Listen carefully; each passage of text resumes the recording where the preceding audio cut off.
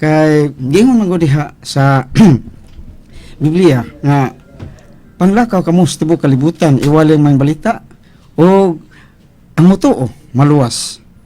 Unya ang atong Ginoo ani higayon na bag-o pagyud nagbitay dito sa krus gipatay siya. Unya ay hinungdan ano yung inyong kamatayon nga mapasaylong atong sala.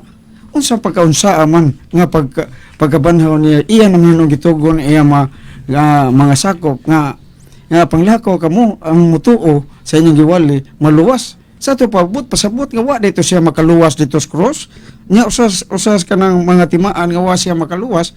Kaya ganun laging naam lang Japon ang atong gitawag og sala nga panulundon. Kay giluwas ka niya tanan. Nya naa lang Japon ang sa nga panulundon. Murag nakabantay ko nga wa di siya makasa. Wa siya makaluwas. Kay kung nakaluwas pa, dili na lang tato niya suguon niya mga apostoles pagpanglakaw aron ang mutuo sa mga apostoles maluwas. Nya tagay ko katinawan na ni Butso. Salamat kayo, Brad Jeffrey Calyosa. Ang atong tubag atong yung pangutana, Brad Jeffrey, nga kining pagtubos doon nga objective redemption. Sabot nga parang dakong gutom, dako kayong huwa ba? Nga gibubuan sa tubig, mga pagkaon. So, wala gutom.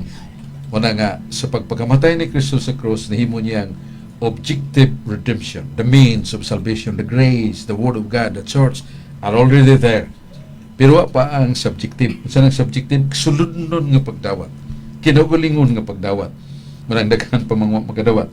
Roma 15:20 ni San Pablo, sugo ako. Adto ko sa dapit magwalay sa mga dapit nga pahitunggi si Jesus. Wa pa'y nakawali. Ako'y muadto dito. San Pablo isu kayo.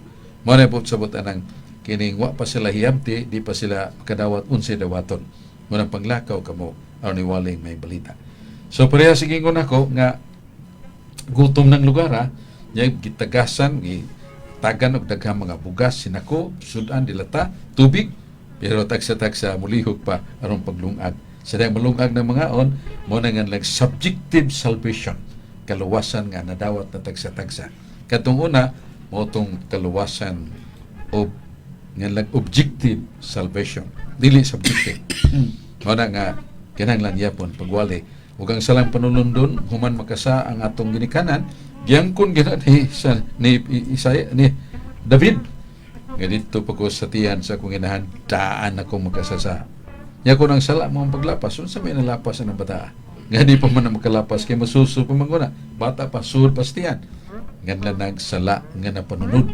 Lamentaciones 5:7 ang epekto sa sala dili kay musunod ta sa saan niya danog iba wa may butan ti amahan nga dong panundan ni akong pagkakawatan ha panundan ni akong pagkamalupigon wa ang epekto sa saan niya danog iba wa tay grasya iuli na pinagi sa bunyag santos nga grasya pero magtubo ta sa pagkamasinulundon mo na nga ang epekto sa salang panulundon mawa nato pinagi sa bunyag ug ang atong kinabuhi nga binunyagan magsunod sa mga sugo mo nang maluwas na. So, naagya po ng sahang panulundon pero naa na sa nang tambala na ng mong sakramento sa bunyag. Bunyag sa gagmayng bata. Manayong San Pablo, pabunyag mong dagko o magadawat mo sa grasya o pasaylo. Pero iapil ang kabataan.